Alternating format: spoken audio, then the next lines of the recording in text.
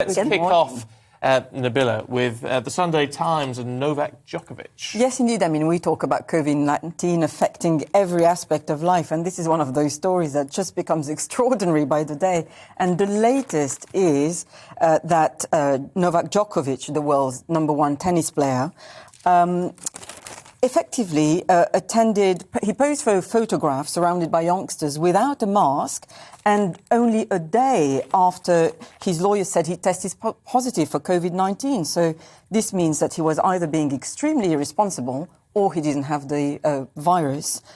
Who knows? But this and of course, and having the virus is the reason for his exemption in Australia that he applied for. Well, absolutely. This is all part of an ongoing saga involving Djokovic, and it's very hard to know how it will pan out. But he's undoubtedly one of the greatest players ever, and he quite rightly has fans all over the world.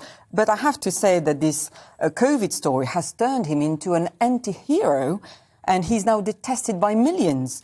And he's still in an immigration centre in Melbourne.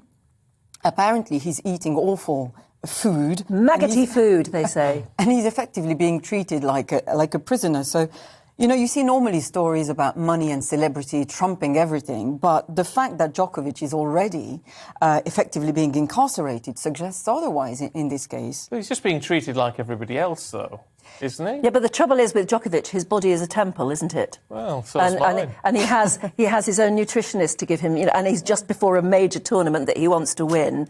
The longer he stays in that hotel, the more unsettled he's going to be out of his comfort zone, isn't he? My heart bleeds. Yeah, you don't have an awful lot I have no sympathy. I have no sympathy at all. Well, as someone who's, I'm very pro-vaccine, I would completely disagree with Djokovic's views on it. I mean, he, like many elite sports people, he has some pretty crackers views when it comes to health. He's got this idea that you can talk special energy into water. He thinks that you get different energy from different places. He's got, obviously, a very strict nutritional regime. Lots of things that I might think, oh, just have a packet of crisps and shut up. But, I'm not an elite tennis player. But in relation to this, whether or not you go to Djokovic for your medical advice is up to you.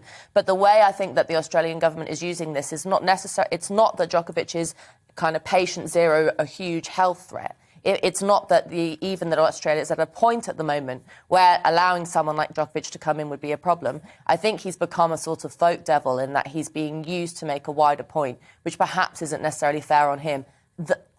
Saying that... Except, if this picture is right, as Nabila said, either he tested positive for COVID and didn't bother, or he didn't actually test positive at all. So, saying that, stories like this, which show that there is still that kind of old level of elitism among celebrities where they feel like the normal rules don't apply to me. And unfortunately, with Djokovic, it's becoming harder by the day to defend him. Yeah.